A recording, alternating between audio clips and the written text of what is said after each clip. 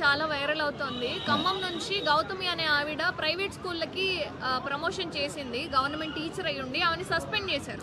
So ఈ విధానం మీద ఆవిడ ఏడ్చుకుంటూ వీడియో పెట్టారనమాట. సో దానికి సంబంధించి మీ స్పందన ఏంటి? ఇందులో ఎంతవరకు కరెక్ట్ అంటారు? ఒక గవర్నమెంట్ టీచర్గా పని చేసుకుంటూ ప్రైవేట్ స్కూళ్ళకి ప్రమోషన్ ఇవ్వడంలో అది యాక్చువల్గా అయితే అది కరెక్ట్ కాదండి.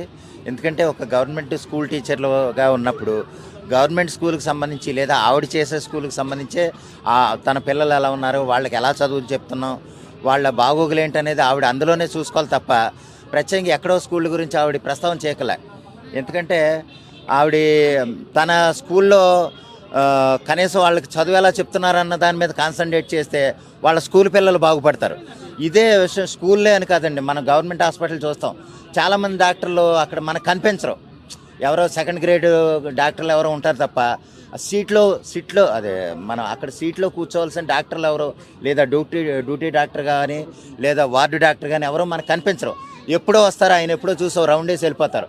పోనీ అన్ని రౌండ్లు వేయడానికి ఆయన గంట మించి పట్టదు. కానీ ఏంటంటే తర్వాత ఆయన కనిపించడు.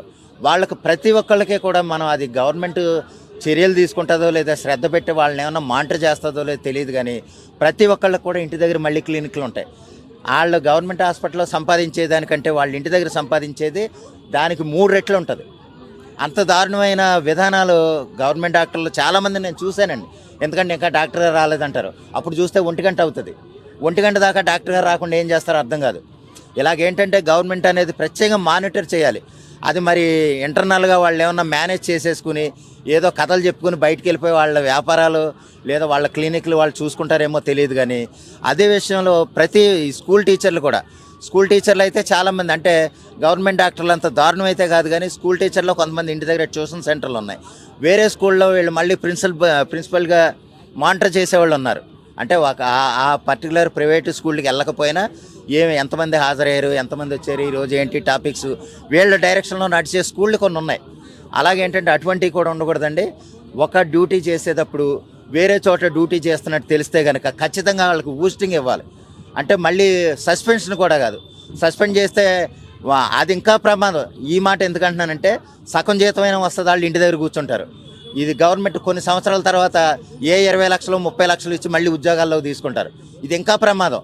దాన్ని తీస్తే బూస్టింగ్ అన్నా చేయాలి, లేదా పూర్తిగా విధుల్లో తీసుకుని వాళ్ళకి స్ట్రాంగ్ వార్నింగ్ ఇచ్చి అక్కడ వాళ్ళని ఎక్కడైతే చేస్తున్నారో అక్కడే వాళ్ళని డ్యూటీ చేసేలాగా ప్రభుత్వం అయితే ఖచ్చితమైన మానిటరింగ్ చేయాలి. దాని విషయంలో హెడ్ మాస్టర్ గారే ప్రత్యేకంగా చర్య తీసుకోవాలండి. ఆయన మానిటరింగ్ ఉంటే, అంటే ఈ హెడ్ మాస్టర్ గారే అని లేదా ప్రిన్సిపల్ గారే అని ఎందుకు చెప్తున్నానంటే, ఆ ప్రిన్సిపల్ గారికో హెడ్ మాస్టర్కో బయటకు వెళ్ళాలన్నా సరే భయపడే టీచర్లు నేను చూశాను. బయటకు వెళ్ళాలంటే ఇప్పుడు ఎందుకు మధ్యాహ్నం టైంలో వెళ్తురుగానే లేదా లేజర్ టైంలో వెళ్తురుగానే అనేసి ఆపి తర్వాత లేజర్గా అంటే ఏ పీరియడ్ లేకపోతే పంపించే టీచర్ని లేదా ప్రిన్సిపల్ గారిని నేను చూశానండి. అలాగా సరైన స్ట్రిక్ట్గా ఉండే హెడ్ మాస్టర్లు కానీ ప్రిన్సిపల్ గారు కానీ ఉంటే కొంచెం టీచర్లు జాగ్రత్తగా ఉంటారు. ప్రతి క్లాసులు కూడా మెయింటైన్ చేస్తే ఇది ప్రిన్సిపల్ గారు రౌండ్స్కి వెళ్తూ ఉండాలండి.